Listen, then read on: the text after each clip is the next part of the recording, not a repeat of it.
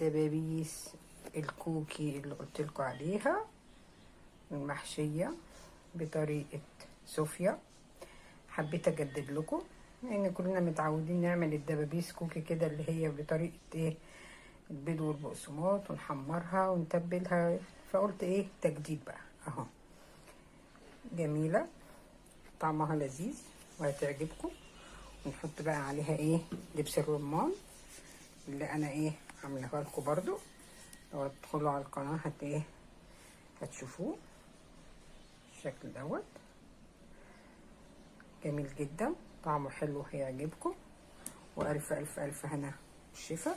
ويا ريت كده تعملوا لايك وشير وتفعلوا الجرس عشان توصل لكم كل حاجة حلوة انا بعملها لكم، ويا رب تكون حلوة وتعجبكم ان شاء الله. وسلام والى اللقاء في فيديو اخر.